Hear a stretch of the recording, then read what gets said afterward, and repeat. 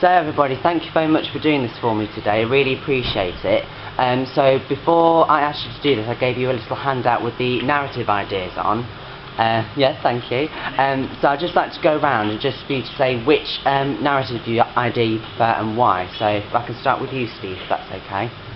Yeah, certainly. I think selection number 1 works best for me. Number 1, yeah? I think the main character being female and being more emotional will strike a chord, I think, with the audience. Okay. Have more empathy with her because of that. And also, I think the things such as the traffic noise will help to set the scene a bit better for me. Okay, so you like the idea of the female being the main character, and then you've got the natural street noises and everything like that. Okay. Yeah, I think the audience will have an empathy with it. All right. Okay. Thank you, Kirsty. I'm going to go with 1 as well. Number 1, yeah. I think it'll be easy to follow for me. That's the thing I can see. Easy to follow. Yeah, yeah. And that's people with all the noise and sort of have in your mind like that what's going on, and it's easy to follow, I think. So you find it easier to watch? Yes. Type of thing. Okay. Okay. Sammy. I think number 3 because I think it'll be easier to understand.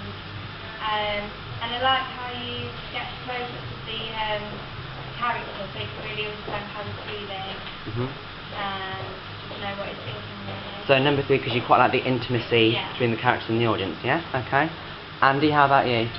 I'm back to number 1 again. I like the idea that there's a bit of mystery about what's gone on with the main character, whether they've done anything good or bad. You don't quite know at that stage.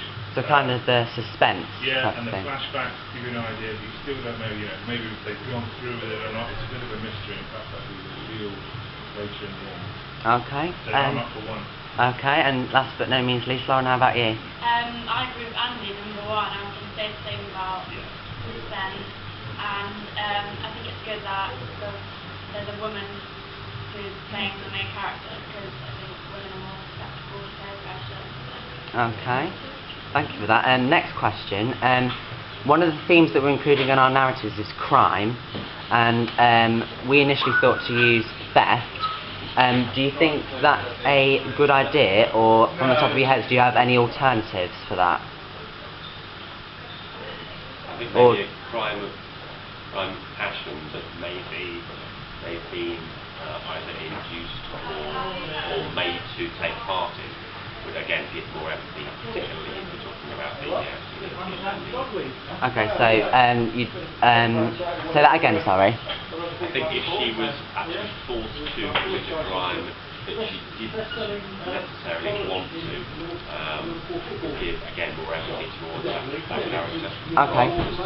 Unless the theft again was related to something that she was doing on behalf of another person in order to either protect them. So rather than be forced to do it in a way, sort of thing. Yeah. Yeah, I think so. Okay.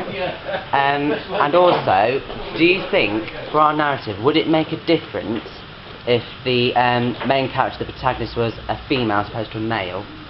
Or do you think it wouldn't make a difference, really? Whatever gender?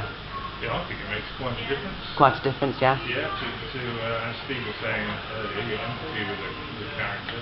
An interesting point you raised, they might be more susceptible to peer pressure for female. I'm sure I agree, but it's a thought, that might be the case. Yeah.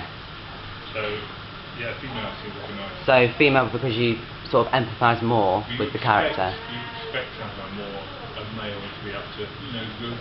Yeah, okay. So it's a little bit of a twist. So kind of almost stereotypical kind of stuff there. Okay, yeah. Okay, and the last question, because all of you have gone for our flashback ideas, for the flashbacks, would you prefer to see the flashback with a different filter on the actual shot? So for example in black and white when the flashback's being shown, or would you prefer it to be a very similar filter on the shot, or just the same filter with just text on screen saying, for example, 4 months earlier, or something like that? what would you prefer? My opinion is you wouldn't have anything at all, you leave in the same... Nothing at all? Okay. Leave in exactly the same format as the rest of the film, challenging the viewer to get a bit more involved and keep up with what's happening, rather than just sitting back and, oh yeah, 4 months ago, I get it. Okay. Just get a bit more involved and try and... So let the audience think about what they're watching, type of exactly, thing. piece it together themselves. Okay. Any other ideas on that? Or is that basically what you were all going to say? No, I think that works well. As long as there's a different emotion within that flashback. Different emotion, okay. You would feel that, clearly she's very happy at that time, so you can see there is a difference between then and now, so it's easier for the audience to follow. Okay, yeah. So not necessarily text on screen or a different filter, just so that the audience can